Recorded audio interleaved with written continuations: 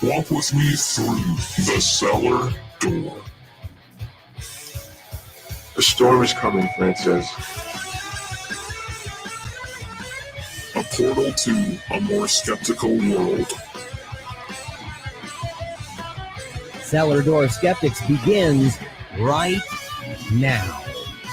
Prepare for the revolution with your hosts, Christopher Tanner and Chris Hanna. Oh, welcome to another episode of Cellar Door Skeptics. Thank you all so much for joining us tonight. It is another lovely evening here in the grand old Michigan that I'm in. Really? Yeah, it's a lovely evening in Michigan. I mean, it's nice out tonight. I was able to take my dogs for a walk. I buried a dead rabbit. You know, all sorts of things. Kind of an Easter, full-on Easter thing here. So I feel like there's a lot to unpack there. No, that is exactly how Easter should be. Taking dogs for walks and burying rabbits. We got 60-mile-an-hour gusts happening here with 40-mile-an-hour sustained winds. Thank you, Lake Erie. It's a windy, chaotic mess here. I'm hoping I don't have trees down in the morning, and I hope the internet doesn't explode and shoot me off into the lake as well. So hopefully I don't disappear. But tonight, what we wanted to do is 2 years ago, we did a bunch of local interviews in Michigan. And so now it's a little different, right? And so I've got a couple other co-hosts, two of them that do not live in Michigan anymore. So Hannah has some tasks on his plate to go out and get some local people to have on the show from Ohio. And Keith has some tasks to have some local people on the show from the good old Canada. But 2 years ago, when they did when we had election time, we wanted to bring local gentlemen on that are running in a political party. Now, I will admit, 99% of the time they'll be more towards our belief set. But we welcome all spectrums of political belief on the show. It just might not get as warm of a reception as these two will. But we wanted to start that segment up again, especially a little bit earlier this year. And since we have a little extra time due to being quarantined at home, we have plenty of time to have people on the show that would like to come on. So tonight we have Mark Ludwig and we have Andrew Nowicki. Yeah! Did I get it? Nice. See? There we go. We have both of them on there. They are both running for county grand commissioner on the Democratic Party ticket this year. You can vote for them in their respective counties, Allegan and Livingston.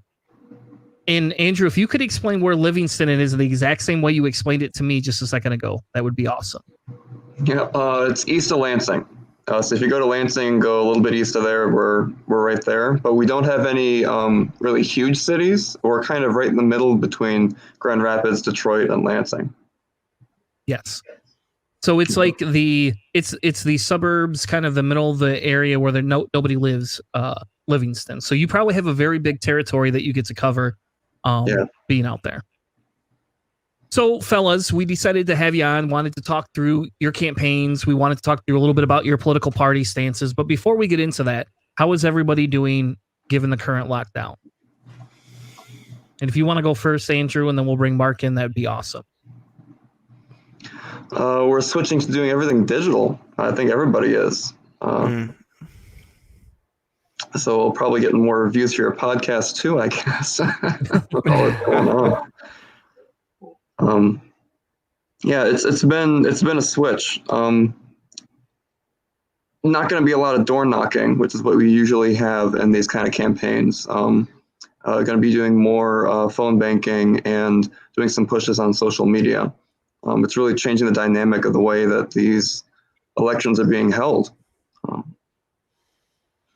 That's kind of what we've been thinking. Is it's going to be a lot of digital stuff happening when it comes to just connecting with people, but I think everything's moving to that platform, and so I think we might see some cool innovations. That's one of the things that necessitates some other inventions. So you're probably going to see a lot of really cool technology when it comes to connecting people back and forth in this time crunch where people are companies are trying to stand out from each other. Companies like Zoom are having security issues and stuff. So everyone's concentrating on whether or not anything that we're talking about, anything you're doing with schools or your security and everything. So the election campaigns and all that kind of stuff, probably going to be the same boat. You know, you want to use safe and easy to use stuff. Is it going to be free or subscription based? So I think it's going to be pretty interesting to see what happens here. And I mean, we've always done this locally. Chris and I were able to do it in person together for the longest time.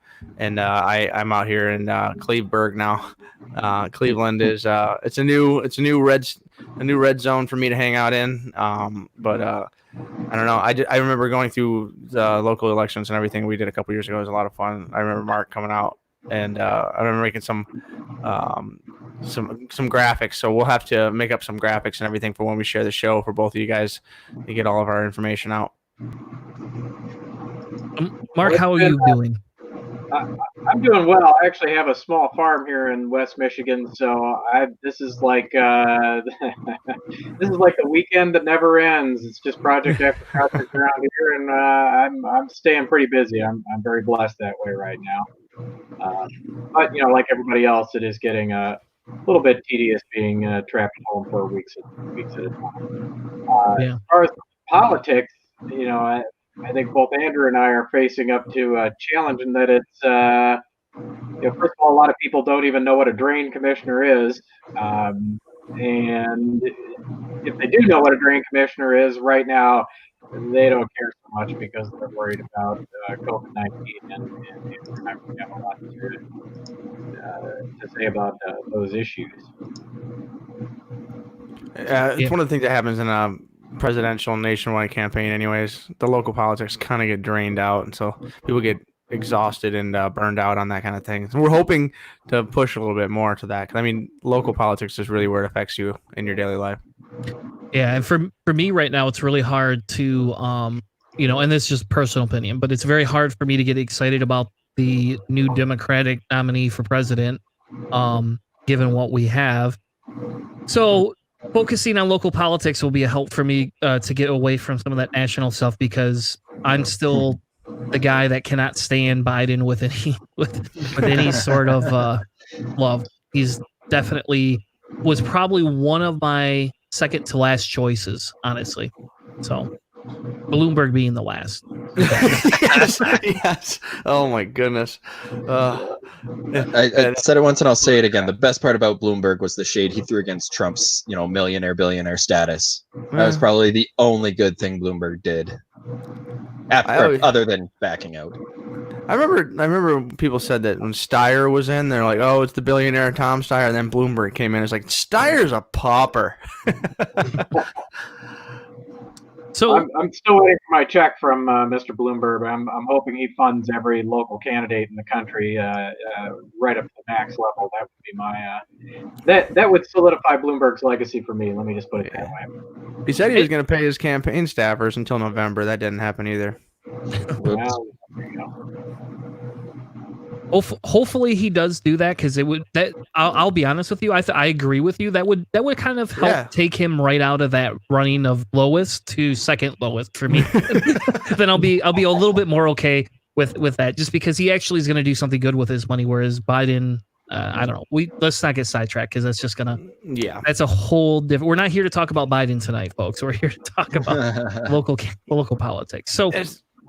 Can I pick up on something one of you said? You know, you were talking about how it's hard to break through with these local offices in these presidential years, and that is very true. Obviously, there's a lot of focus on those issues. One of the things that I like to focus on when I'm talking to rural Democrats in particular is a lot of times we're losing our voters on a pair of social issues, whether that's a pro-life issue or the gun issue. The nice thing about running for drain commissioner is there's not that many issues we have to deal with, and those two are not among them. Drain commissioner in Michigan is a county level office, and they are charged with maintaining drainage for the public good. So, you know, drainage on your farmland, drainage in your town areas where, you know, you have a dense population, drainage along our roads so that, you know, we can continue to traverse our county in the way we got used to. And really the only reason you can do any of that in Michigan or even up, you know, in that Cleveland Lake Plain area you're on, is because we have these what we call county drains, what normal people call ditches, and that's basically the office that Andrew and I are running for. Is to be the person who's in charge of making sure that those ditches continue to flow.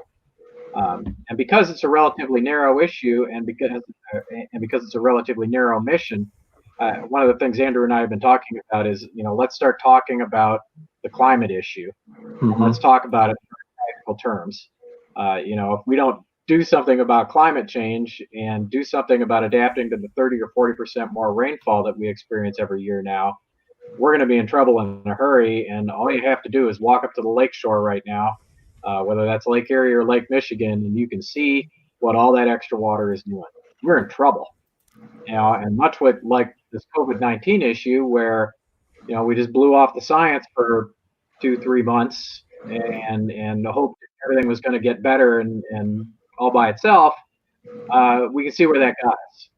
And really, that same disrespect for science, or what normal people call reality, is leading us to this point with climate change, where we're getting to have more expensive, more difficult, more dangerous situations developing all the time. And if you want to point to what's been the source of doubt, what's been the source of inaction for the past 30 years, it's the GOP. And I'm talking to my farmer friends about how they basically were sold out for quarterly profits for the oil industry for 30 years, and maybe it's time for a change. They just basically rescinded everything that the EPA has as far as regulations right now because of this emergency time period. I mean, we're looking at complete and total unregulation. This is what the GOP has been looking for years. And I know Dawn Ticket, they're going to be saying, look how great it is once we got this thing all running. It's because we deregulated everything. These are something that you guys are going to have to fight. And it's something that we regularly try to bring up, is the climate change issue when it comes to local politics, because in the end, when we're looking at something like, I'm in Cleveland right now, every summer right now we have a toxic algae bloom that kills everything in Lake Erie along the water. It's all the phosphorus runoff from the farms and everything. They're trying to fix these problems. You guys probably have similar issues, but I don't know if they're as widespread and big as what we have. But are those kind of issues, like that kind of scale or that kind of situation, something you guys would have to deal with?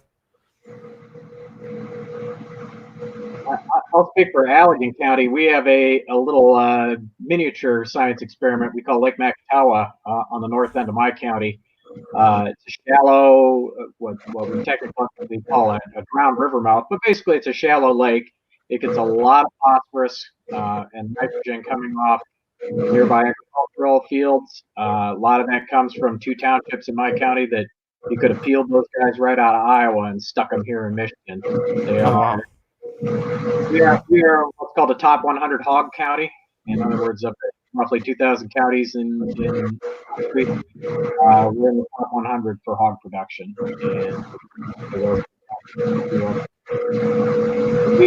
we're facing similar things. The difference is that some of our waterways are water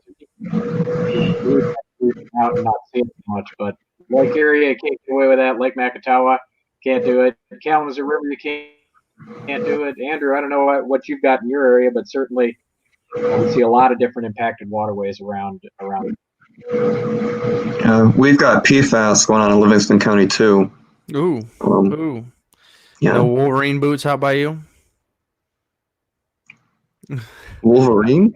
Yeah, Wolverine was one of the companies that was dumping the tanning chemicals out. Oh, had all kinds of PFAS and everything. Yeah. So yeah, no, you guys have. So that's something that you guys would be under purview as well as chemical treatment when it comes to water and stuff like that, and things in the waterways. Yeah, and we've got more than just PFAS. We've had a company in Howell emitting toxic gas through the soil. That was leaking through, and part of you're talking about Lake Erie. if you look at a map of all the watersheds in Michigan, Lake Erie is kind of the drainage for the entire Great Lakes Basin. So you're not just collecting a lot of phosphorus and nitrates in Lake Erie from the agricultural around Lake Erie, but all the farms and big ag that's going on throughout the whole state of Michigan is draining and eventually leading into that Lake Erie Basin. Wow, I didn't know that. I didn't know we were going that far. Yeah, especially on the east side of the state, a little bit of Michigan does dip down and contact Lake Erie there, and like the River Raisin watershed and some of those others in that area. That whole area kind of around Maumee and Toledo and all that. All of that area contributes pretty substantially to the phosphorus problem.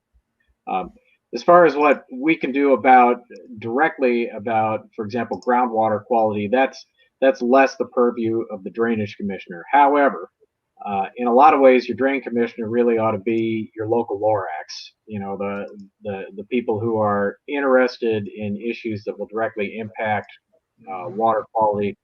Because let's face it, your groundwater is connected to your surface waters. The same thing. Pollute those resources are, it's typically similar sources. In our county, I've got a crisis of confidence in the drinking water in the Otsego area, and that's largely because of the paper mills in that area. The Kalamazoo River, which runs all the way through my county, is a super fun site from where it enters the county to where it exits into Lake Michigan. So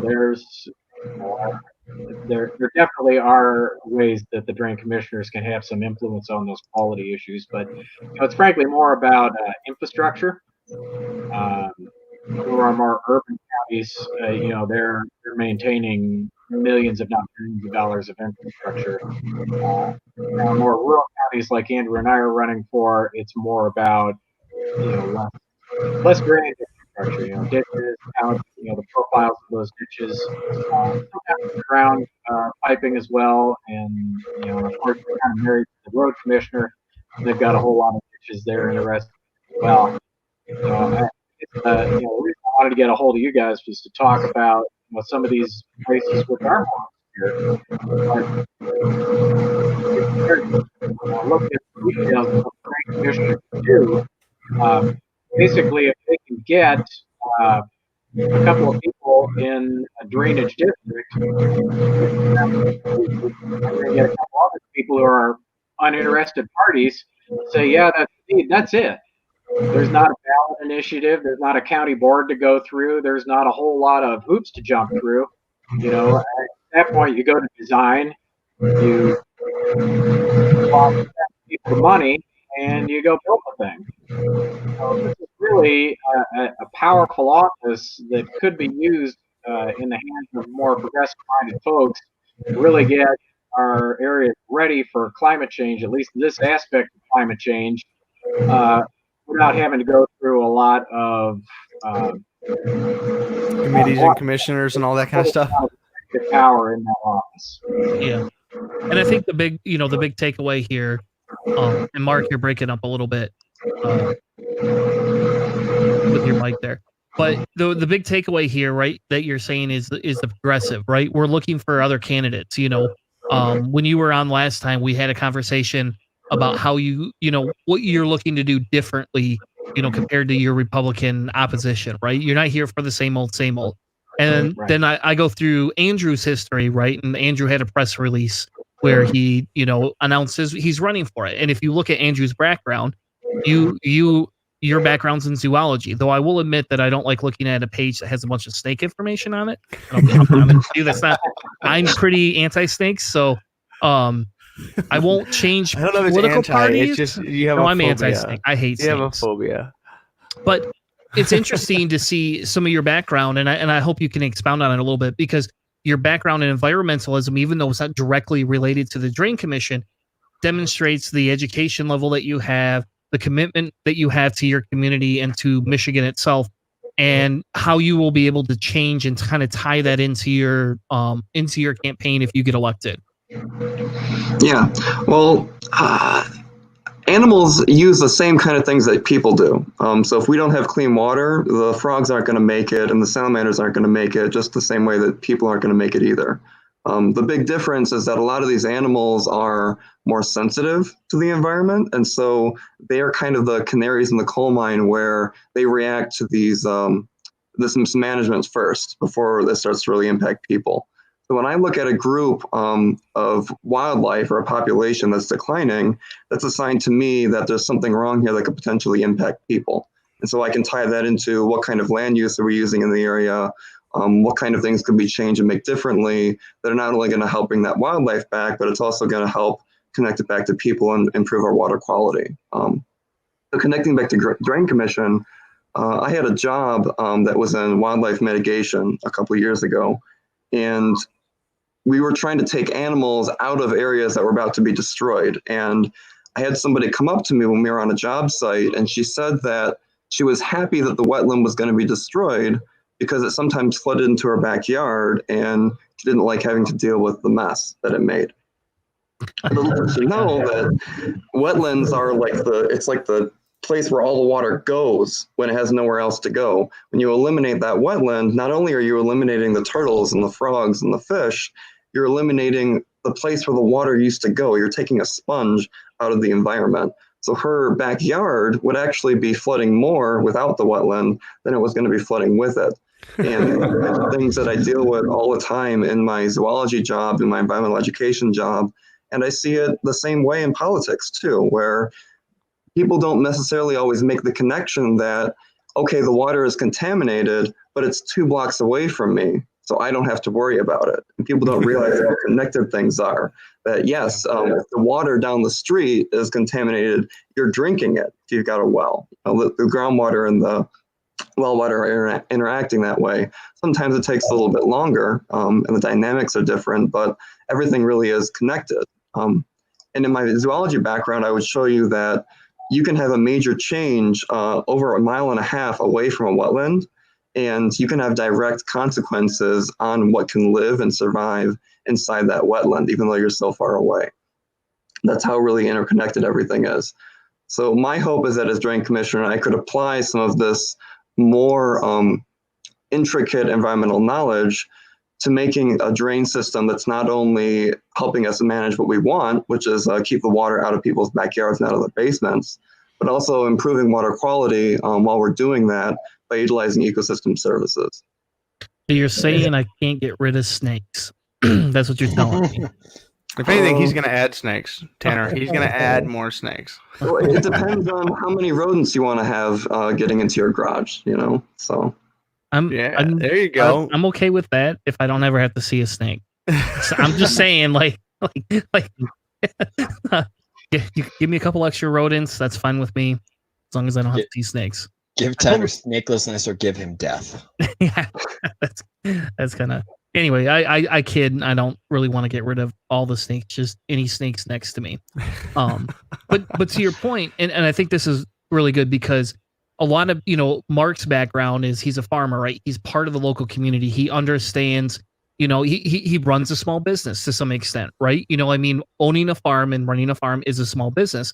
And so understanding how that can be applied into the position you're looking at, plus Mark's previous experience in running, on top of it, then we got to throw this little caveat. Well, how do we get more progressive-minded people in here that want to make a difference, not just for their personal pocketbooks, but for the better of the environment, and for the betterment of the people? And I only say that because, what has happened with COVID right now? Everybody's staying at home, even though people don't want to. People are staying at home. What if we look at the environmental impact that has happened? And some of the studies are already saying, hey, if we did this a little bit more often, we could reduce our carbon footprint quite a bit. Getting people that understand at least that concept into positions of some authority will help change society immensely. Because instead of people making just rash decisions based on how much profitability I have, or if it makes me feel good, or who's gonna give me the free car today, and people are making the decision based on what's going to happen 15 years, 20 years, 30 years down the road when our kids finally inherit what mess we left. That's important. And I think people are so nearsighted, they miss that. It's funny to me that like that kind of long-term longevity and scientific symbiosis that a lot of farmers have. It's funny that they draw a line when it comes to politics and those types of things. I've always had an issue with this. I remember, Mark, when you were on, you were talking about changing perspectives and helping people realize that no, Democrats can be farmers and be rural people who live, not in metropolitan areas, and these are really interconnected things. I remember that distinctly in some of the unique farm methods that you were talking about. Like all of those things are really cool, and I was curious if any of those things that you had worked with people on are going to be able to kind of move over to running for this position. Absolutely, and I co-chair the rural caucus for the state Democratic Party, so this is something we certainly have struggled with quite a bit. And I'll mention that Andrew chairs the environmental caucus for the Democratic Party as well, so we really kind of represent, I think a good face of what the party is thinking about right now, and some of the broadening of the thinking that's going on in that party. Just to get back to agriculture, I'm a big fan of what's called no-till agriculture, whereby I'm trying that in my garden this year. I'm so excited. By not disturbing the soil, we not only leave an intact soil ecosystem in place, but we leave porosity in place. And let's get back to those counties those townships full of hogs in my county. If we can, instead of having water grabbing those loosened clay particles and running them off into the Macatawa watershed, instead that water is hitting surface trash laying there from the previous year and then soaking into the ground because the porosity is in place. That's that much less water I've got to deal with as drain commissioner. So it's kind of a little hard to grasp. One of the important things for the drain commissioner to do is look around the county and see where are those places where we've got excessive runoff and what can we do to deal with that. We can, for example, look at some of the modern remote sensing tools that we've got. We've got GIS or geographic information systems. For example, LiDAR maps that have been completed recently for Michigan, which give us much better elevation maps. Based on that information, we can generate better flooding maps. Based on that information, we can say, well, we know this area of the county is vulnerable. This is where we've got to put our efforts. And frankly, a lot of that's just going to be ground truth by people calling up. Keeps flooding. About it. So one of the things that I like to emphasize with the drain commissioner role is, a guy like Andrew with a degree in zoology provides value to certain aspects. A guy like me with a background in agriculture, I provide a little different role in that drain commissioner office. There's lots of other people working in that office as well. The big thing is to provide we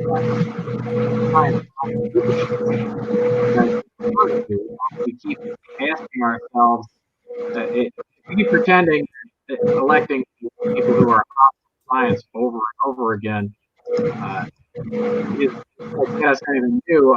It's the kind of fast moves that we're watching.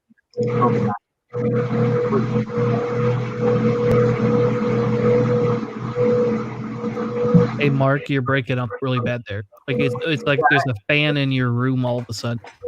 No, I don't know what it is either. Let me try plugging in the external mic and we'll see if it.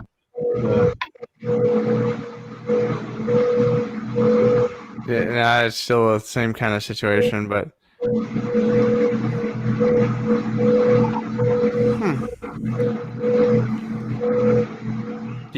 Can you hear if the cooling fan is running or something? Yeah, no, I don't know. It's an interesting. It's quieting down a little bit there, but. I could call you guys on the phone if you guys can patch me in that way. I think we got it a little bit better. Yeah. I told something. Yeah, we'll just edit out some bits and chunks that. Take the whole top end off my mic, and I'll just talk really, really low. Really low about drain commissioner. Cool. So, all right. There we go. So we were that helped throw everything off. Good job, Hannah.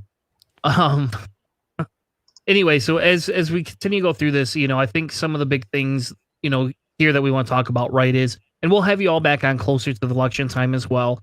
And you can do, a short plug, anything you want. What is one of the biggest things that you're hoping to change, and kind of tell everybody a little bit of, real quick, your campaign slogan and where they can find you. And Mark, if you want to go first, and then we'll bring Andrew back in. Sure. The slogan here is really climate action close to home. Rather than obsessing about the whole world situation, let's talk about what we can do right now in Allegan County to get ready for this situation. Because frankly, at this point, we're going to hit some of these tipping points. We're gonna have difficult days ahead. So my goal is really to push fairly hard to get these drainage districts ready. First year, honestly, will probably be a process of figuring out where the most urgent needs are. It's a 4-year term, and years 2 through 4, boy, I'd like to be doing a lot of digging, doing a lot of construction, building things like, for example, 2-stage ditches where we widen out these drainage channels so that there's some storage capacity there during these peak rain events. And certainly the other thing will be just tapping into those networks of farmers I know. I'll definitely be talking to Farm Bureau. I would love to have their endorsement. If I can nail that down, that will mean that I actually was able to explain this such a way that it sounds good to our farmers. Because I know there's this stereotype out there that these guys are super conservative. They're always going to vote GOP. There's no use trying. But the funny thing about farming is you got to do it outside. And it just sucks year after year after year trying to plant corn every spring because it rains all the time. Those guys notice that. And I think even if you can't necessarily talk them into, a full-throated embrace of the science of climate, you can talk them into something's wrong with the weather. So that's in a nutshell how we're going after that. And also, frankly, talking to our progressive friends and saying, hey, this is an important office. Do not overlook this. Get out and talk to your friends. And, if you've got some friend of yours who votes GOP just because of guns and abortion, but they're all worried about climate, this is your chance to go reel that one in for progressive action in your county where it really counts. Fair enough. Well, we got Mark's link in the description. Right now, he has a Facebook page. You can reach him on there, as well as his email address. If you have any questions or want to help support the cause further, obviously you can't go. You guys cannot go door to door right now, so no reason to do that. But it doesn't mean that you still can't support him either financially or through sharing of his message and his page. Yep. Find me on Act Blue, people. Awesome. It's expensive doing this stuff. All right. Now, Andrew, you're up. I think Mark really hit it on the nose that we need to be taking a really serious look at climate change. And right now, we don't have a big voice that's advocating for that. He also mentioned that we have new GIS data where we can look at more topographic information in the county. There's also research that shows quite detailed models and predictions on weather patterns and climate differences that are going to happen throughout the next decade or so. So taking a look at some of that data on where are the areas in the county that are going to get hit more with precipitation and these kind of problems that we're expecting to see, and trying to be a little bit more ahead of the game where we're prepared for things before they happen, because we know that more rain's coming with climate change. And also, I think that it's important that we have someone in power in the county who's just keeping an eye on things and has a voice for climate action in general. We're building a new natural gas plant just south of Fowlerville in my county, and they just finished building the Rover pipeline that's going through Livingston County as well. Those are both natural gas, where here we are in 2020, and we're still investing in new fossil fuel infrastructure. And what's bizarre about that is that these projects don't become profitable right away. It takes years for them to pay off, how much it costs to build the pipeline, how much it costs to build a new plant for electric generation and so forth. And by the time we start to see those actually become profitable, we're running up into these targets where we're supposed to be reaching near 100% renewable energy or at least very close to it, in order to make these climate goals and keep us in a position that we're supposed to be. So now is not the time to be building a new pipeline or a new fossil fuel plant. It just doesn't make any financial sense. Yeah, in the end, the long term and short term, what are they looking for? You know, the future of the country, or the future of the land, or the immediate profits. It's something that we've been fighting. Any place and anywhere we can with the politicians and everything we bring on. So it's definitely really interesting hearing what you guys are bringing to the table. And I think it's really important that you're showing people another position in their local government that can help them if they want to be involved and make some real changes. This isn't one that seems to be overly political. It seems to be where there's a lot of reality-based conversations happening. And so if you want to make a difference locally, this could be an area where you can really make a change. I think it'd be definitely a place to start. Fair enough. So awesome. Thank both of you so much for joining us tonight. And we will definitely make sure that we check back in with you closer to election time. And anytime you have a new announcement and you want to come on, even if it's for 5 minutes, all you got to do is email me and say, hey, next week I want to join your show for 5 minutes to rant about this or that. He'll do it too. Sounds great. Thanks for your attention to this, guys. Very, very helpful tonight. Yep, no problem. Thank you all so much for joining us. Have a good night, guys. Yeah, thanks. Bye. Oh, I accidentally lost Buddy there for a second. Hey, the fuck, eh? Hey, it wasn't me this time. Well, I haven't been booted out of the internet yet. I've got a brand new temporary greenhouse in my yard. It's toe strapped down, tie down, grabbed to the floor, chained to my fence. I'm hoping it doesn't blow away in the wind. It's insane here. It's so windy. I don't even know how the heck I'm gonna grow corn. I don't know how I'm gonna do it. I have no idea. It's just gonna blow it over.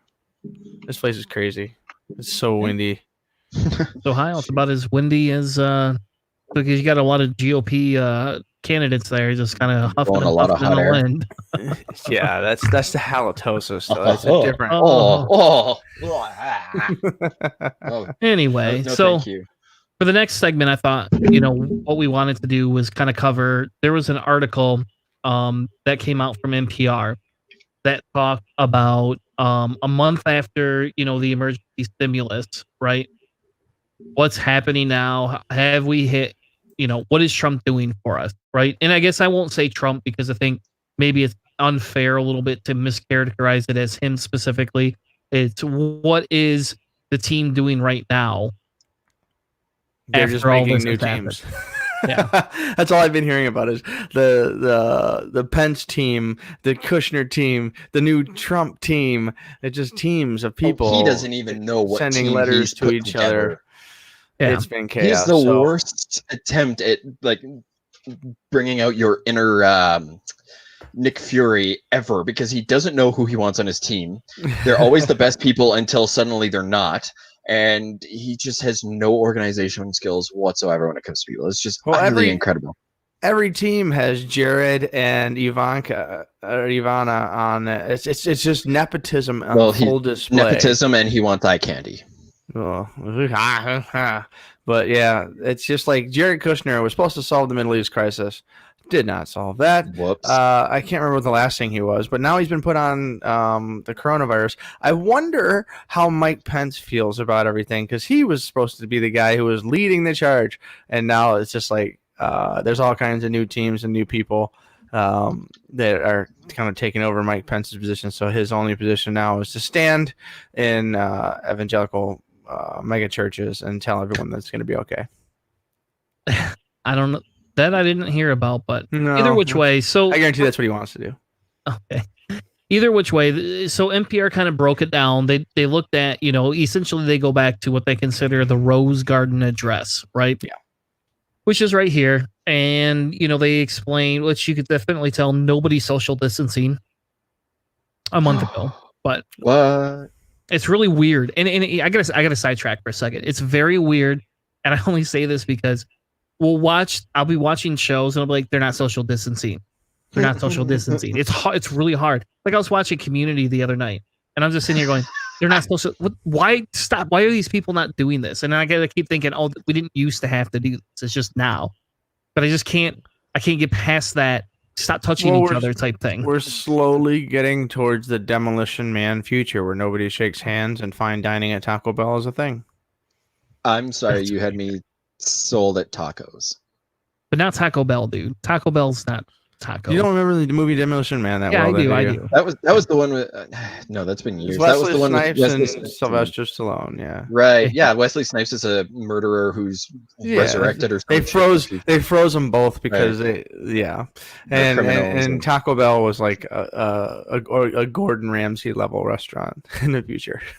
Crap, I haven't seen that movie in a while. It was terrible product placement. Someone paid a whole bunch of money to a producer, and then they got that in there. And so, anyways, NPR is analyzing kind of what the initial promises were, and were some of those plans and promises kept. Is what I'm seeing on this here. Yes. So the first one was: is there drive-through testing at retail partners, right? So originally the president as well as his team said that they're going to have a bunch of pharmacies and retailers are going to allow to open up the parking lot so you can get drive-through tests. I could tell you in West Michigan that is not happening. Not at all.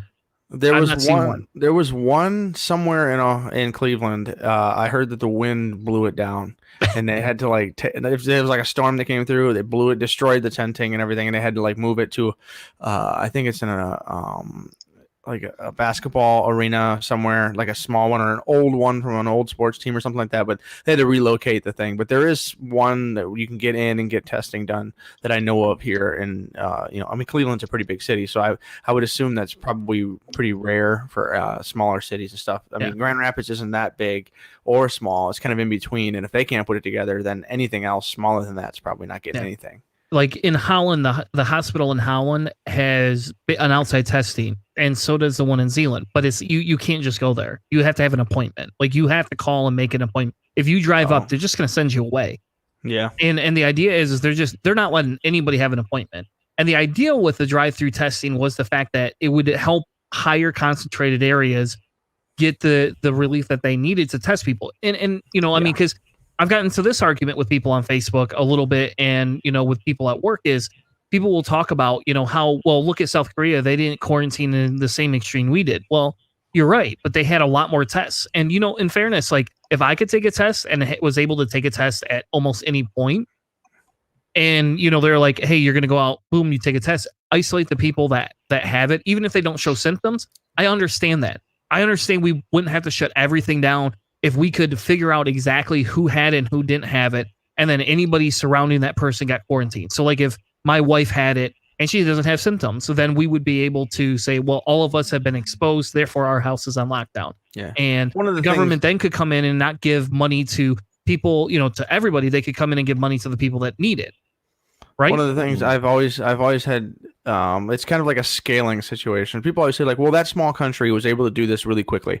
Of course they were. They're a fairly homogenous micro community compared to what we have as far as the diversity, the breadth, the distance, everything that encompasses the chaos that is the United States social experiment. Like South Koreans can be very, very homogenous and very, very uniform, and trying to get something big like this done, it's not a surprise. You look into Scandinavian countries when we talk about social programs, it's a lot easier when almost everybody is kind of sort of the same demographic. All of these kinds of things are apples to oranges when they call it comparing to the United States. It's one of the reasons why I don't even usually address those arguments too much, because you can't compare the two. Yeah, I get that, and I don't, like I said, I don't disagree with you in that aspect, right? But at the exact same time, if we did have that, if they could make it, this would be a different conversation. And like, if again, tests everywhere, like the Trump presidency's administration says there are everywhere, then they're not. Yeah, and that's the point of this part of the article is they're saying, hey, where are these tests? Target, Walmart admitted to having two testing sites. Walgreens, 2. Yeah, CVS, Walgreens, 4. CVS. I haven't seen any of those places or heard Target, of any of those. 0. And this is the best part, and this is the incompetence, and this, I guarantee you, this administration, and maybe in a week or two when we start seeing a huger decline, we'll talk about the gaslighting that's going to come at the end of the tunnel, because it's coming, folks. I mean, anybody that sits here and tells me, well, look, the curve is down, we didn't have it as bad. Well, it's because of what we've done that lowered it. If we didn't do this, and then their argument's just going to be this straw man where it's like, well, you don't know, blah, blah, blah. And it's like, anyway, but if you look at what they talk about and what's been asked for, we don't have those tests. And if we had those tests, I wouldn't have to argue with you about whether we should stay home for another month. We wouldn't have to discuss whether our kids should have school or not. And I get the economy is going to fail or decline or go into a recession. Get it. 100% understand that. Like, don't get me wrong. And I'll be honest, it's depressing, especially for somebody that started investing in 401k 2 years ago. And I have to invest larger amounts if I want to ever catch up, which I haven't been able to do completely. And now I'm watching my profits disappear. Well, to be honest with you, I've told you this before, is that you're young right now, and so this is the best time for you to be investing. Actually, the last couple of weeks were before last week when they said that the Dow Jones had its greatest week since 1938. Go figure, right? That they made a whole bunch of leaps and bounds gained on that.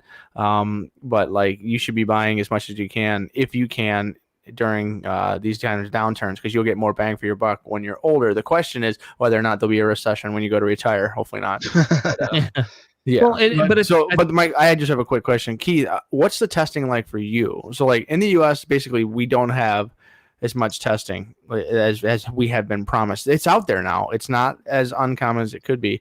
But is Canada getting ramped up a little bit? That's been really hard to track. So if it's necessary, you can get it, but it's not really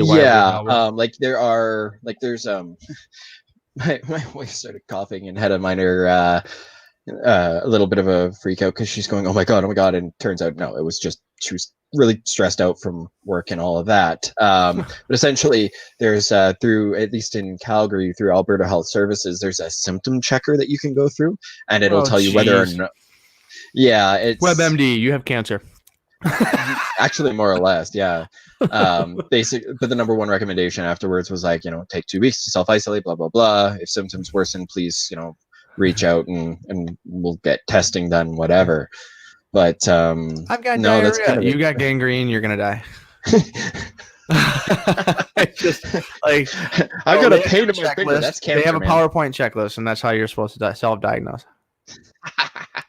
It's something like that. I mean, there are a lot of recommendations, like basically any public place that's still open, they say if you are exhibiting the following symptoms, if you meet this specific criteria, we would like to ask that you please not enter our premises, as due to restrictions on just for they're traveling, the gatherings and all of that, and they're saying like these are symptoms are high risk factors anyways for positive COVID testing.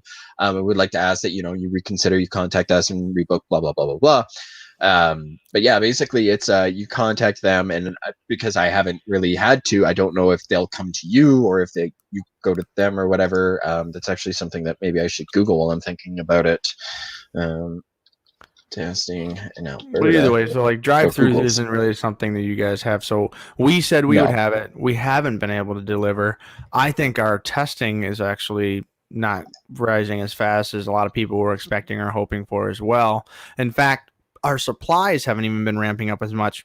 And so states have been competing against each other, increase in driving up the cost of supplies just because of the increase in demand and the significantly reduced total stockpiles that we've been hearing about. So like NPR says testing isn't there. Home testing promised but not implemented. I don't know anyone that's able to do any kind of home testing at all. And I don't either. Sorry, I just went through that self-test through Alberta Health Services, and I deliberately answered yes to one of the symptoms. So it just says afterwards, it says, as of March 25th, Albertans are legally required under public health order to self-isolate for 10 days from the onset of any COVID-19 symptoms which are not related to a pre-existing illness or health condition. If your symptoms resolve prior to the 10 days, you must continue to self-isolate because you may still be infectious. If your symptoms worsen, call 811. We are currently experiencing heavy call volumes and we'll get to your call as soon as we can. If you are seriously ill, please call 911. Inform them that you may have COVID. So there's also a disclaimer here. You can provide your information, contact information, so you can be contacted to confirm your symptoms and discuss the next steps, which may include a referral for testing. And the other one says the COVID-19 test is only for people who currently have symptoms of the virus. Test does not show if you were infected in the past and are no longer symptomatic. So I hope that answers questions. Yeah, which is, I guess, hey, look, at least it's not worse than the United States, Yeah, I was gonna bring that up because I've been following that coronavirus map that you provided us a while ago, and the U.S. has the most number of cases. It's closing in on 600,000 cases with how many? Over 23,000 deaths. 10,000 in New York alone. 7,300 in New York as of like an hour and a half ago. So 23,600 deaths as opposed to 25,680 cases in Canada with only 780 deaths. So clearly you guys are just doing something right. Like you guys have the greatest leadership ever. And we got to make coronavirus great again, right? Isn't that that's the title of this? Make COVID great again. Dwayne Elizondo Camacho Mountain Dew or whatever isn't doing such a good job. Anyway, so all right, stop making me depressed. I don't want to be any more depressed than I am. All right. So what's next one? So the home testing, they're not seeing it. I know in our area it's not. And Keith, you're getting the same response a lot of us are, right? My friend, and I'll say this only because I had a friend who's a fiance. She called, thought she had some of the symptoms, right? And in fairness, in December they were very, very sick. Like almost that whole household was. Mine was too. Was aggressively sick with very similar symptoms to what this COVID is, right? Mm-hmm. And so they brought that up. They had that conversation. They did all these different things, and they still said, "Well, do you check these certain high risk markers?" No, unless you get to this, and this, please don't come in, right? And so they're not even offering them a home test, and they hit a few of the markers for it, but there's not that. I'm hoping for that antibody test that'll tell whether or not you've had it in the past, but just so that we can answer some of those questions, because it was bad right around the New Year's. Like I canceled my New Year's because of it. I stayed home. It was bad. Yeah, and that's the thing is, I didn't get anything that was like the COVID symptoms, but I had a really bad flu for about 5 days. I couldn't talk right around that exact same time, January. Like I remember we had to do a show without you because of that. It was so bad. I could not breathe. It was really bad. My father had pneumonia. My sister had pneumonia. My sister-in-law had pneumonia. Yeah. It was bad. So I had a really heinous cold a couple of months ago that literally knocked me on my ass for 2 days. Like I never call in sick for work. I was like, you know what? I'm taking a day off so I could just not I had a 104 die. temperature and I was soaking my mattress so bad. It was just terrible. Oh, okay. I didn't realize you were talking about your bedwetting, but okay. That's a different kind of doctor you want to talk to. That's a different issue. There's a different home test for that.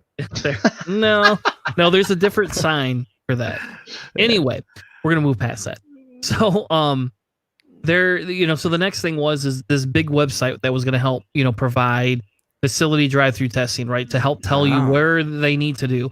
They had all these engineers that were supposed to work together on it, and in the end, they do have a website, right? And this is the best part. This image right here. Yeah, I know. And I only say this because I do these things, right? I have to do certain types of these things, and this is not a macro level viewing, right? Mm-hmm.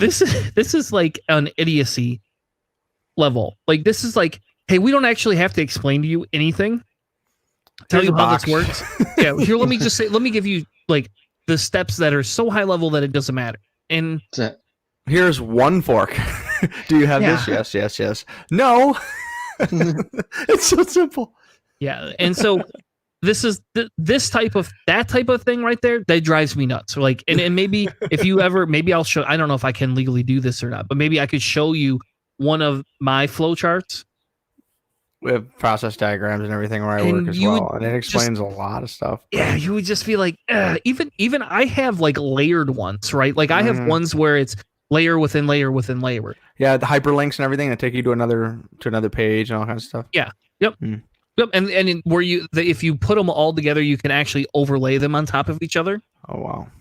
But anyway, so like this is just, to me, this is insulting. But let's move past that, because it's this just is old people making a website. They failed. No. They paid somebody a lot of money to make that graphic. Oh yeah. And then they're all standing close enough to each. Anyway, all right. Yeah, they're not physically distancing. And I get it was the 13th of March, but so Fauci's sitting there going, "Oh God." He's like, stop touching me. See how he's got his arms tucked away? He's like, man. Yeah. That yuppie scarf is protecting her. All right. Enough with that. And so anyway, so they talked about a website that was going to help people. They were going to engage everybody. We're going to ramp up this program. And NPR talked to them, and essentially they've done it basically in California, and that's kind of about it. So there you go. There's another, and again, I feel like I don't want this to be a let's bash Trump, let's do that, because that's not what this is. The idea here is, and every party has the ability to fail here. This is not just unique to Cheeto Man and the zombie looking guy behind him and stuff like that. So I get it, but at the exact same time, you can't have Emperor Palpatine behind Cheeto Man trying to like prop him up and just like get away with it. Like, all of these names right after this isn't a Trump bashing thing. Trump is like if Jar Jar Binks was secretly the Sith. Yes. Oh my God, we're just going to derail the whole thing. Yes, Keith, in the end, 100%. Yes, this is clearly and totally just an inept group of people that they're really great at making promises, but they're very, very unstructured and unable, and they don't have the resources, they don't have the teams, they don't have the people necessary, because they get fired as soon as they question anything your leader says. And that's kind of my thing. I get that, but I'll play a little bit of devil's advocate and say here, let's just pretend everything was done in good faith. They had some of the personnel, but some of these things are pretty impossible to do. We had Abby on the week before. We talked a lot about what a true test looks like and how many false negatives would happen from home tests and different things like that. So as much as I want to rally against those that claim they're going to do something, what this is a clear case of, and that's why I wanted to talk about it, because in my business world, this kind of relates to what I go through on a daily basis. I am partially a consultant to some aspect, right? If I overpromise my services on something, I either have to come back and admit I was wrong, that we overdid this and do something to make it right, or I have to come back and explain why it failed, if it failed because I didn't have all these other things. And instead, the guy's claiming everything's golden, everything's good, I've done everything right. And that's just, this article is explaining why that's not the case. And that's my biggest problem here, is not as much who it is or which group it is or which political party they affiliate with or how many times they fired their specific candidates that work within their cabinets and different things like that. It's not even that.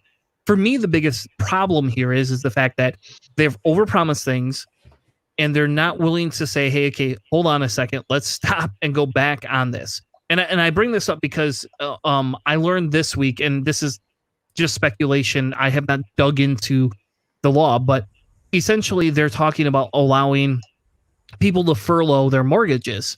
I have a friend that works as a realtor, and he's very, very worried about what will happen if they do this and then in 4 months try and collect on it.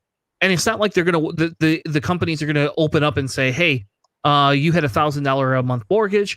We allowed you to furlough it for 4 months. Guess what? This month you owe us $5,000. And if you don't, we're going to start foreclosure processes. Yeah. And they're very worried because the language that we talked about 2 weeks ago in those bills doesn't cover that. Mm-hmm. Yeah. And that's, and again, I'm not saying that Trump and all these other, and Palpatine are all wrong.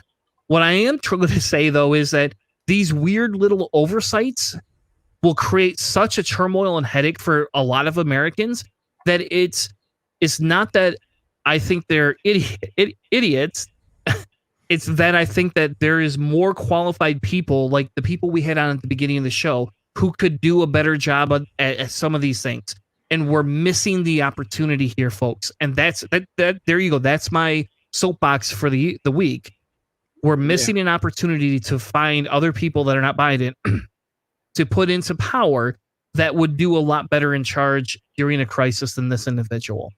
Well, organizational structure and building a team of people that's well-rounded, that has general knowledge as opposed to very specific and singular knowledge. Like, these are all of the things that you need when you're building a well-run and efficient infrastructure and organization.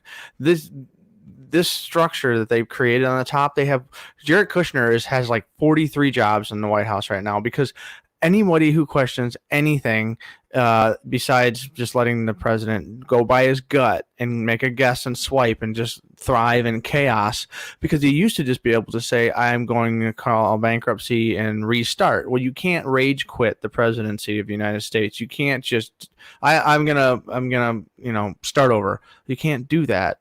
And so having to deal with all these problems, nobody wants to work in this place because it's so counterproductive. And that's part of the problem. Is like, they could have potentially had infrastructure for all of this kind of stuff. There was a pandemic response team that was fired. They were just completely and totally sent back packing.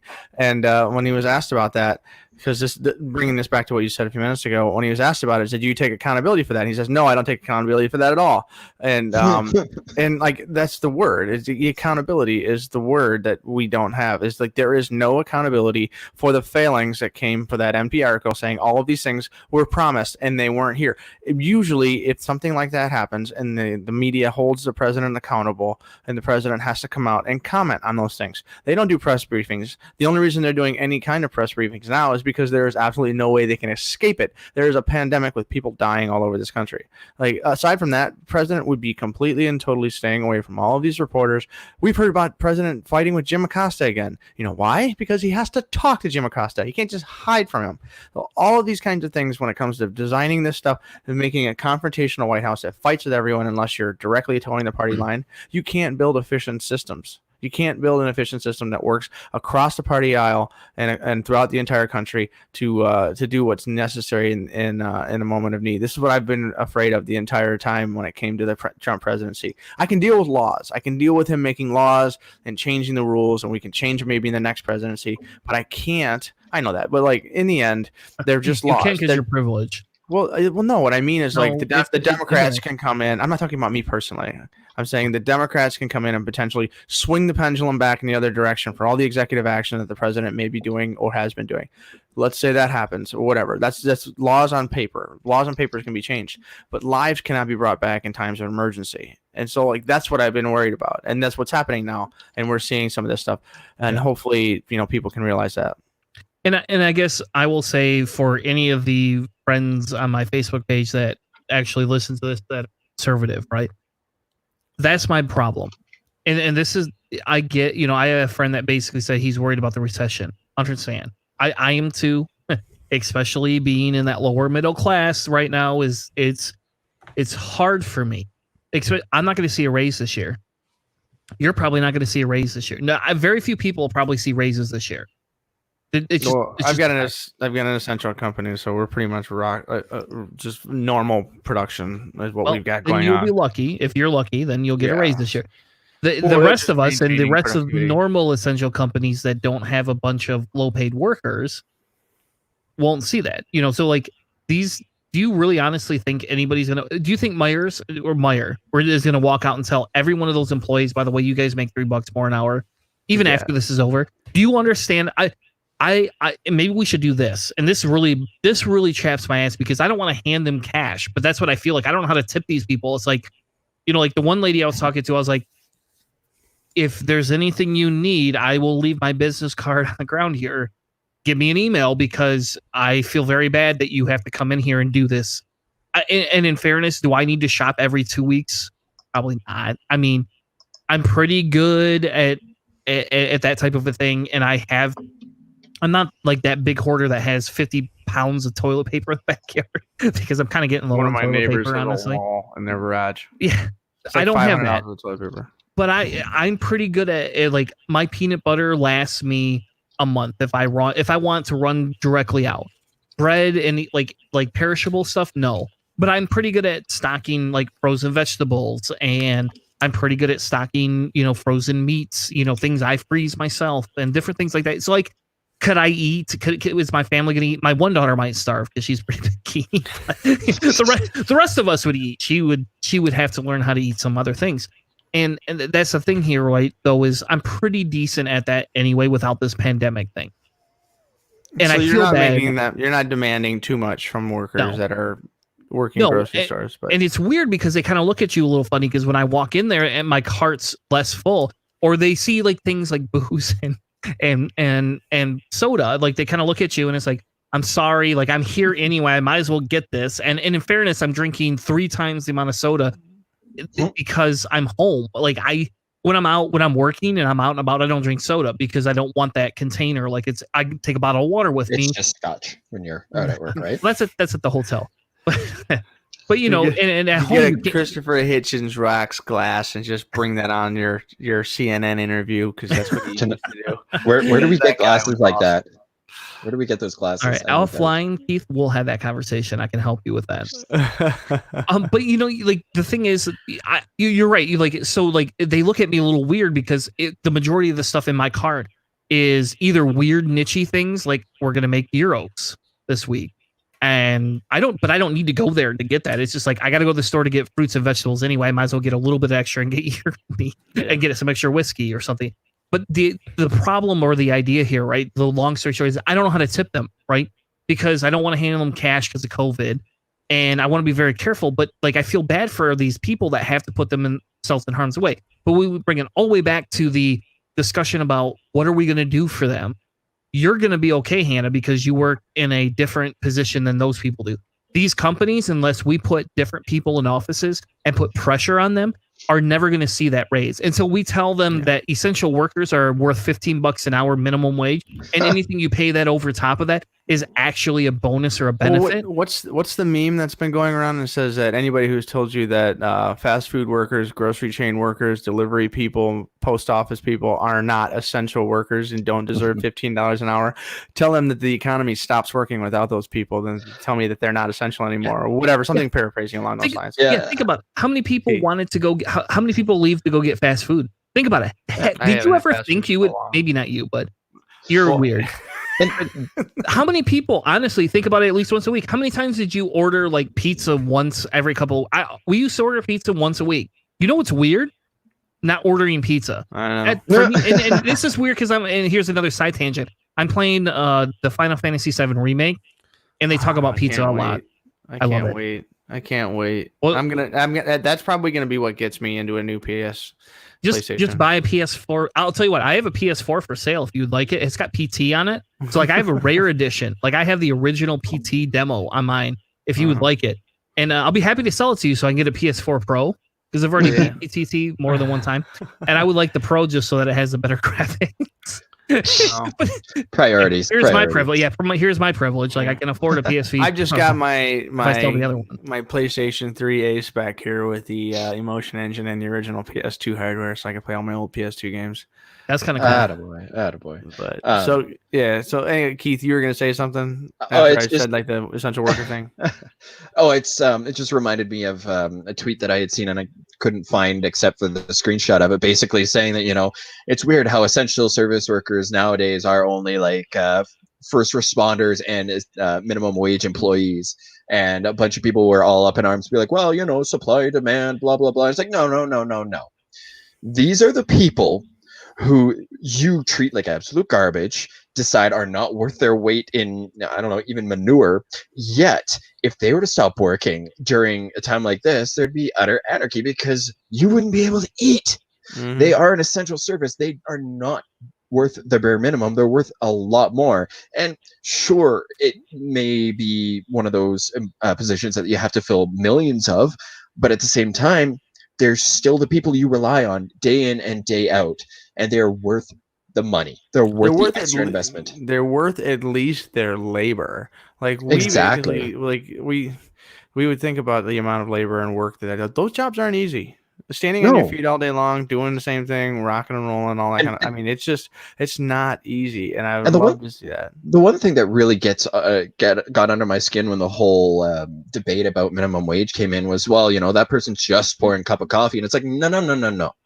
That person has to deal with somebody who gets up in their face because they got one of the words in their word salad Starbucks order wrong, and they just. I'm sorry, but customer service positions are not minimum wage positions, and if you think that they're not worth very much money, then stop utilizing that service. Or every time you go through it, when they hand you your cup of coffee, look at them and tell them honestly, I don't think you deserve to be paid a living wage. I honestly want people to start leading with that. At least be honest enough about it. Don't sit there and demand that service be there, but that person not be paid something that they can live off of. Yeah. Like there's that elitist garbage. Yeah. And think of it this way. In my industry, I deal with a lot of warehouse workers, right? It is. And I get paid more money than the average warehouse worker, right? Because I'm in there helping solve problems and figuring out where we can do cost reductions and helping justify my company's existence in that warehouse sometimes, right? But it doesn't mean, but I'm not the guy that has to go do it. I could tell them this is how we do it better. This is what we do. They're the ones that still have to go do it. So you know what? Maybe I should get paid a little bit less, and we should give a few more people a little bit more money so that they don't have to deal with some of that. And the problem all becomes down to, and now we're just tangenting off of this like crazy, but I agree with you. Like it's a pressure point for me when I have to have that conversation with somebody, and I get maybe the person at the McDonald's or the person in the warehouse doesn't have to have some, like Harvard education, right? You can just do that job with a GED, right? Can you drive a high-low? Can you do simple math? Can you flip a burger? Can you do these? Yeah, I get it. But at the exact same time, if it affects your life, it's like the artist, viewpoint. If it affects your life and it's something you don't want to live without, then we should talk about living wages. And the reason two books, excuse me, in the last month, $2. And usually I'm a 1 book a month guy. $2 in the last month. I don't even know what my life would be like if I couldn't listen to books or podcasts. And this is not me saying go support Cellular Skeptics, but this is me saying also go support Cellular Skeptics. If you can. But this is me saying, like on the opposite side, like I listen to a lot of podcasts, and like I'm bored now because I can sit at my desk, which is my chair, with my shorts and t-shirt on every day working with podcasts going, and because there's nobody around to interact with, like I can get work done, like a lot of like BS concentrated work, and I can listen to a whole bunch of stuff. Without that stuff, my life would suck. I'm playing through Final Fantasy VII. I can't even imagine what life would be like without that game. Like my whole teenage years would just be completely different. But, I'm wondering what's going to happen with the other add-ons, because as far as I know, 7 is just the Midgar saga. It doesn't actually go out into the world. Yeah, I'm only 15 hours into it, so I don't know enough to tell anybody else, but I'm just saying, I got it this weekend. But either way, I mean, these are the perks of life, and we look at those kinds of things, and we have to take perspective and think about it. But also, we need to be appreciative for basically what you were saying for the grocery store. We need to be appreciative for the people who's essentially sacrificed their lives. They give their labor, they give their bodies for our comfort and our for our luxury, our ease. It's our luxury. We don't have to grow our own food. We don't have to grow our own food or slaughter our own cows. Convenience. Like when you go to a 7-Eleven instead of a grocery store, and you complain that the Chex Mix costs $1 more. You're paying to be closer to your home in that crappy little gas station or whatever.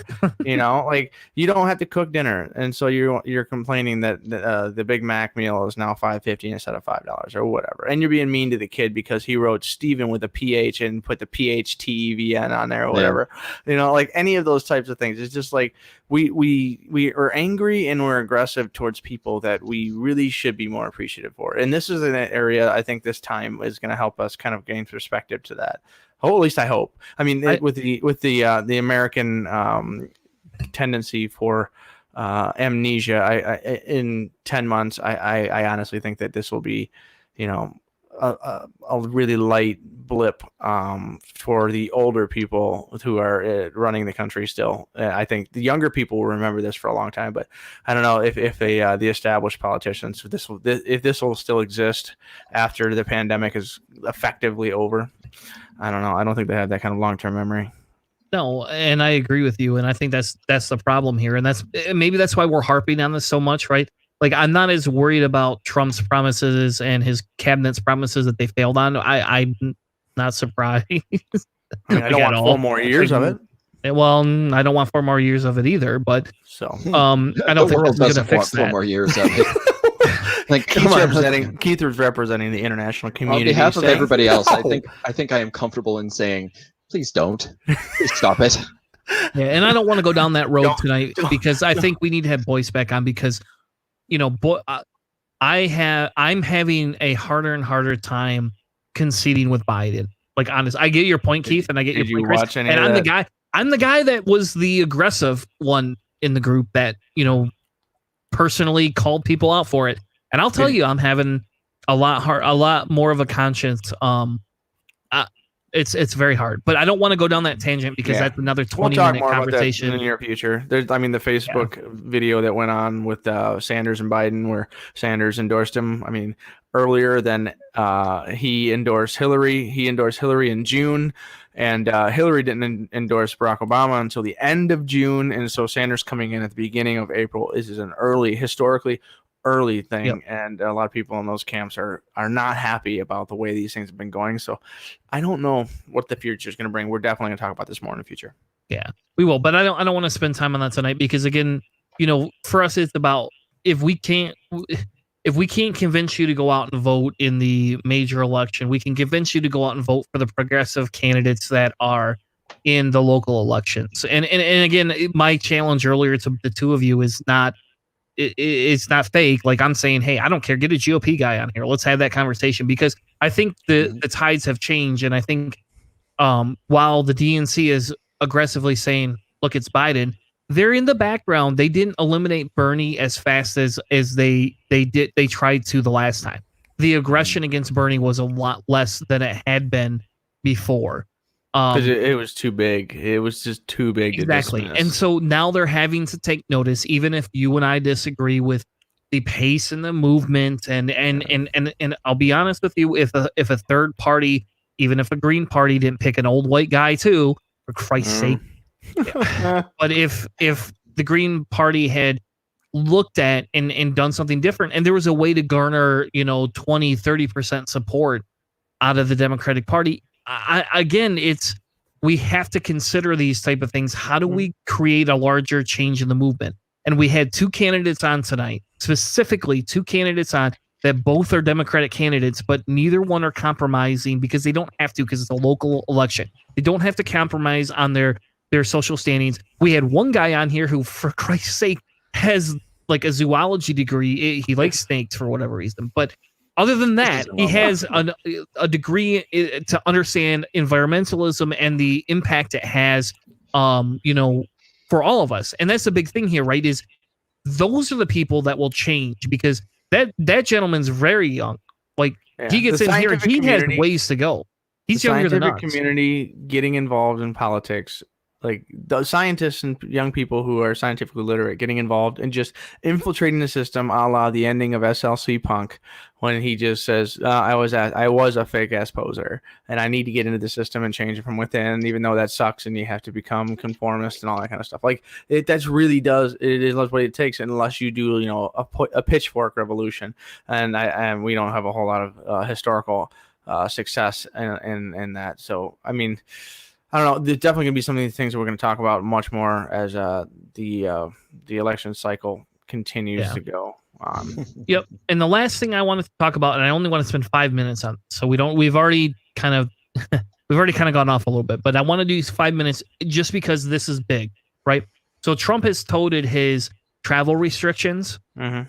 It's been like part of his, and I'll be honest, I don't watch the daily stuff anymore, especially after last week. Last week was the end for me. I was watching it every other day.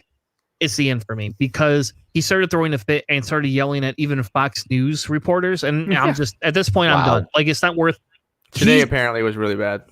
Yeah, he's essentially just having these certain conversations with himself, and like when he doesn't like what people have to say, he criticizes them. He spends more time, and then it's like, look, we could have. I could show you. I work in a business, for Christ's sake. I thought you ran businesses, dumbass. Like, you understand how much we could reduce the amount of time we have these conversations? I could do this for you. This is what I get paid to do. I could help you do this. But so they're cannot ask to questions to. of the dear leader. It's not that. It's how you navigate through that. And when you say, you're done next. No, we're done talking about that next. I gave you that answer a while ago. We're done next. Oh, why don't you go look this up? Oh, wait, I don't want to hear your answer to looking this up. We're done. No, you're dumb. No, you're not. You're fake news.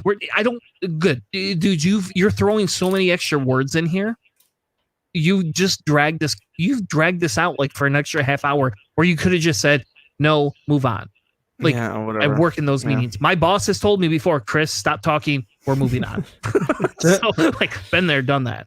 Yeah. So Trump's touting his travel restrictions, saying they're great, bad, they're terrible. No, he was ahead of the curve in producing a travel ban in January against people coming back from China.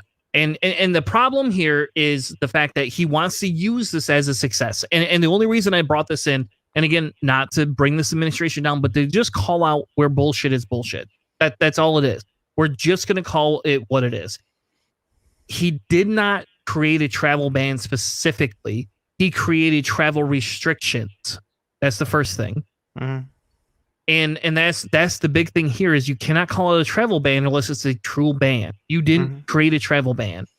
You created restrictions, which made it harder to get in if you were from infected areas, right? So I will grant him that leniency to say, yes, you did this, but it does not mean specifically that you created a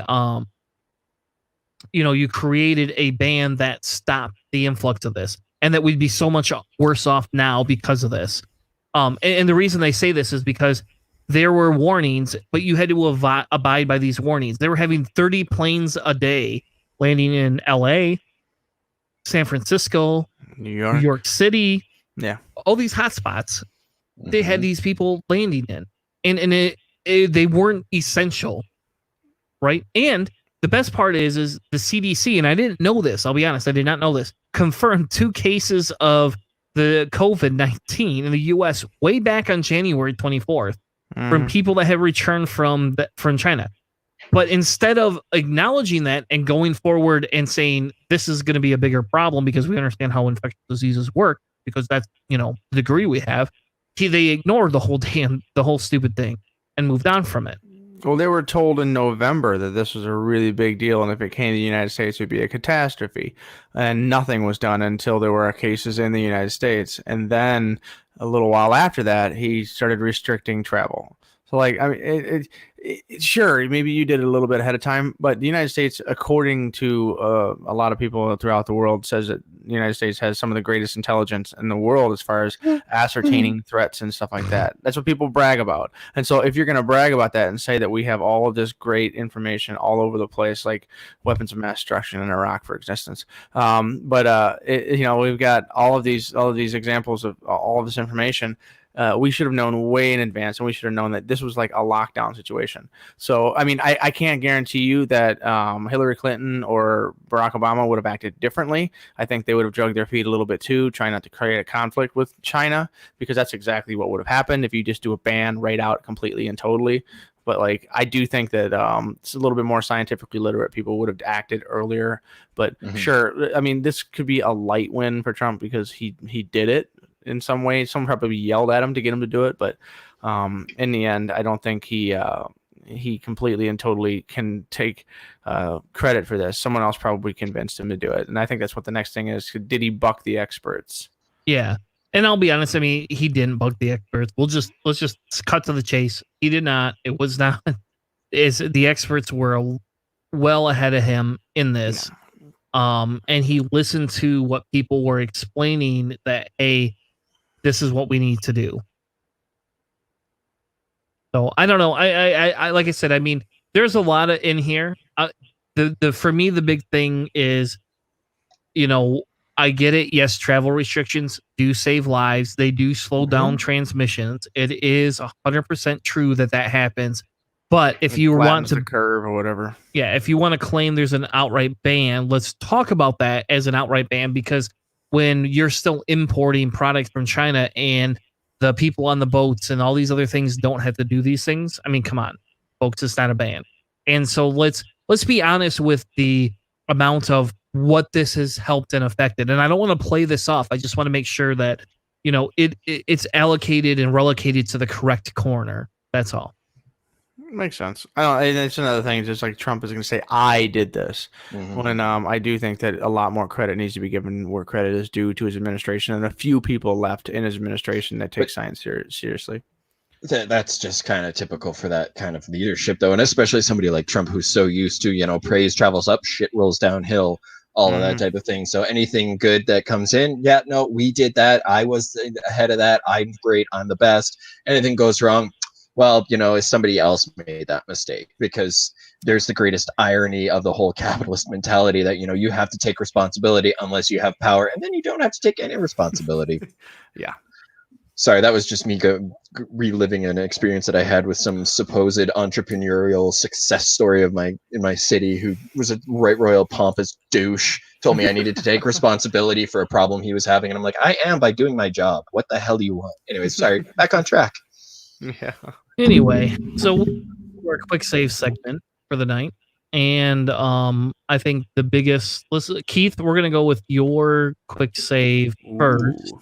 All right. So the one that I posted, it's another YouTube channel that I have been watching.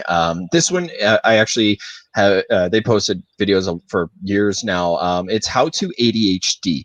Now, I've mentioned it before. I am somebody who does have ADD. I've been diagnosed. I'm getting treated right now for it. It probably explains a lot of my mannerisms and all of that. I'm working on developing, better habits, that type of thing. And this channel has provided a lot of videos, just little, tips and tricks from somebody who's, been there themselves, and, not necessarily saying, this is the only way to do it, but here's, a simple guide. Here's some help for somebody who, has a better understanding of what you're going through. What she does is she's brought on a bunch of different experts to talk about other issues. Currently, she's doing a bunch of videos dealing with, the fact that everybody has to stay at home. And when you're somebody who can't sit still, when you're somebody who has very little ability to focus in on one subject, the idea of, having to stay at home and not go out and not go find all this extra stimulation, that can just be an absolute hell on you. And that can really create a lot of negativity in your life, and it can really have a lot of outcomes that really just are counterproductive and almost, regress any progress that you've made in dealing with, your lack of attention span and other deficits, et cetera, et cetera. So this is just a channel that I found is, fun, typically short little videos. Most of hers are under 10 minutes, which I've found kind of help me not to zone out all the way through. So it's just crazy. You can stay on our show for an hour and a half sometimes. there are days where there are days where I sit there and I'm just like, oh shit, we're still recording. Crap, what are we talking about? So there are times where it does happen where I will be talking to somebody and then halfway through I just completely lose my train of thought, and I'm convinced that I was doing something else, or that I'm doing something else. It can be kind of fun, kind of a little frustrating. I know it's frustrating for other people, but imagine how frustrating it is for me when I go, I have 12 things that I started to do today, and not one of them got done. So it can be a lot of fun. So if you have ADD, ADHD, give it a look. It may not be the best thing for you, but at least it'll help maybe tinker your metrics a little bit, so you can get some better, more positive content coming your way. That's cool. Fair enough. I sent it to my son, by the way, who has that. So awesome. Cool. Weirdly enough, you said that, and I was like, "Oh, I've never heard of this before." And I was like, "It's like as soon as you send that over, I texted my son. I was like, hey, I got something for you." You got nothing better to learn. I totally discovered this. I totally am helping you. No. I'm honest in my dealings, and I said I have a friend who sent this to me, and if I claimed it was me, like he'd probably just instantaneously anyway, the teenager, Oh yeah, it's like this is like you're full of it. Yeah. So my quick save is a new thing that kind of went viral on Reddit, at least in the areas of Reddit that I like to go to. This is something called tensegrity or tensegrity. It's a strange word. I've never seen it. I've never really come into it. It's kind of like engineering porn, and that's really what it is. So if you look at this object, the thing that's holding it up, those are loose strings. Is that what's holding it is its rotational gravitation and where it's at. So its weight itself is what's used in tension to support itself. So it's essentially a floating table that you can use, and the wires themselves, like the rotation of the top piece and where its center of gravity is, that's where the wires are attached. And so it's kind of a really fun thing. So we used to create things called free body diagrams in engineering school, and you have to find where all the tension, where all the forces are lined up. And you can do some really cool things if you find things in equilibrium. This is a great example of it. It almost looks like magnetism, but you're basically just using gravity and some cables. It's something that I'm probably going to build.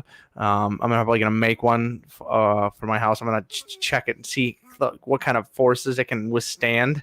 And then I'm going to put it in my house somewhere. If we have guests or people come over, I'll have them like, hey, grab me a book off that. And if like it'll like collapse or something, it could be like a fun play on it, so they could see like this table that will just collapse if you push on it too hard, but it'll float and it just exists in the middle. Or like if you had a coffee table that floated like that, how cool would that be? So I'm gonna see what I can do and play with it, and it just seems like something that'd be fun because my house is very architectural, so I figured that would be something that'd be fun to play with, and I'd never heard of it.